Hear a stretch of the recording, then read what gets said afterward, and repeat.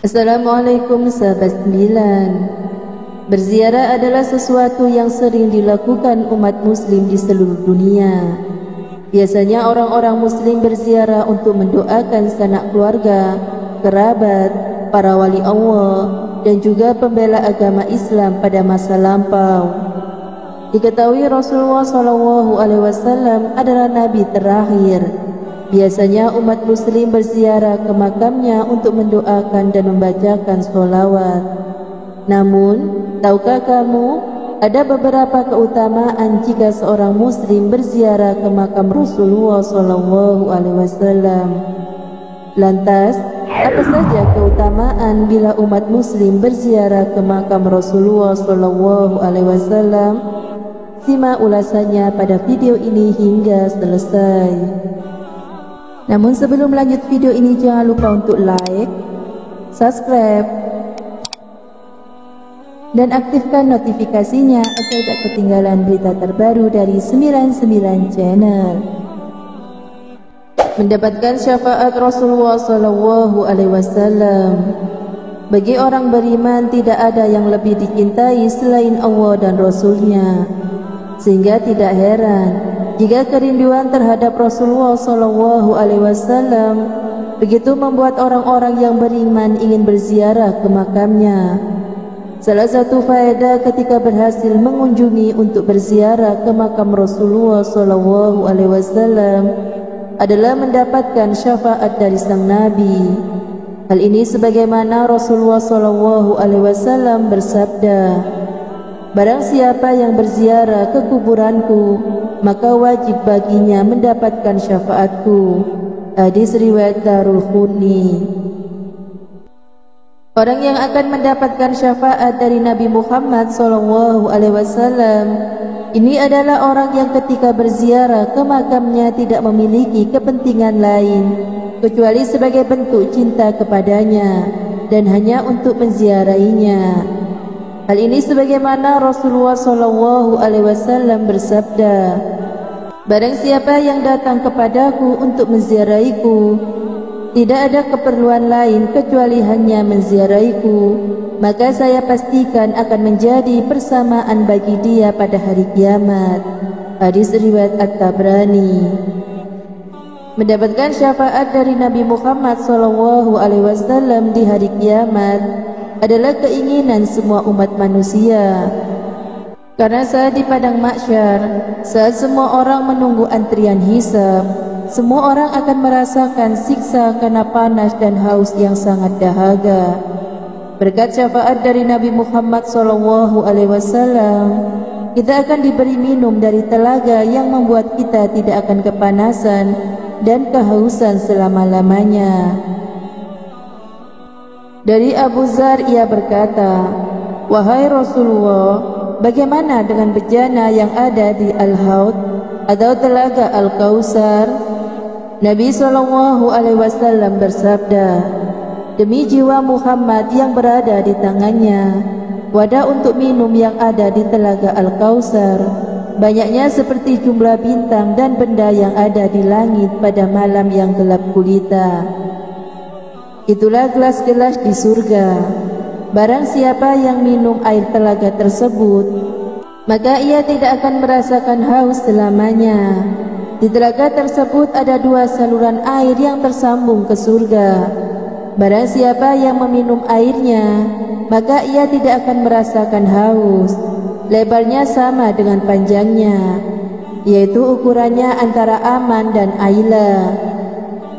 Airnya daripada susu, dan warnanya lebih putih dari susu, dan rasanya lebih manis daripada manisnya madu."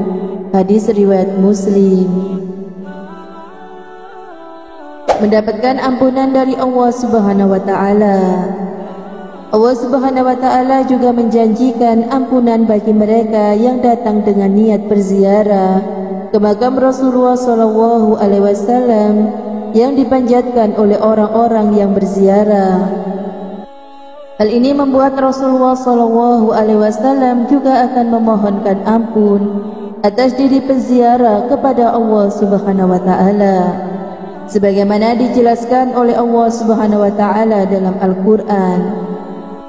Jikalau mereka ketika menganiaya dirinya datang kepadamu, lalu memohon ampunan kepada Allah, dan Rasul pun memohonkan ampunan untuk mereka, tentulah mereka mendapati Allah Maha Penerima Taubat lagi Maha Penyayang. Quran Surat An-Nisa ayat 64. Para ahli tafsir mengungkapkan bahwa ayat di atas menjelaskan jika seseorang melakukan perbuatan dosa, kemudian mereka berziarah ke makam Rasulullah dan bertaubat, meminta ampun kepada Allah, maka Rasul pun akan memintakan ampunan untuk mereka. Ayat di atas ini bersifat umum, baik ketika Rasulullah masih hidup atau setelah meninggalkan dunia, dengan cara berziarah ke makam Nabi Muhammad SAW,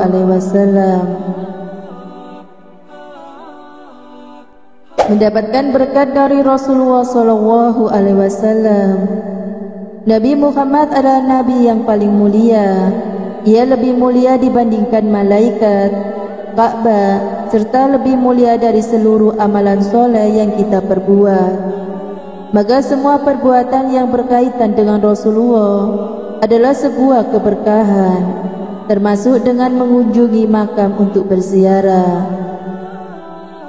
Karena itu para sahabat dan para ulama salaf saja dahulu selalu menyempatkan diri untuk berziarah ke makam Rasulullah, untuk bertadabur dengan Rasulullah. Dari Ibnu Umar radhiyallahu an, sesungguhnya Rasulullah SAW bersabda, siapa yang melaksanakan ibadah haji lalu berziarah ke makamku setelah aku meninggal dunia, maka ia seperti orang yang berziarah kepadaku ketika aku masih hidup. Hadis riwayat Darulquni. Rasulullah SAW juga melarang kita untuk menjadikan kuburan sebagai tempat perayaan.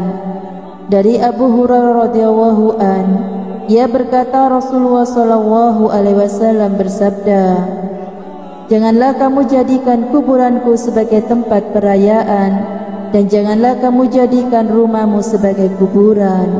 Maka bacalah sholawat kepadaku, karena sholawat yang kamu baca akan sampai kepadaku di mana saja kamu berada.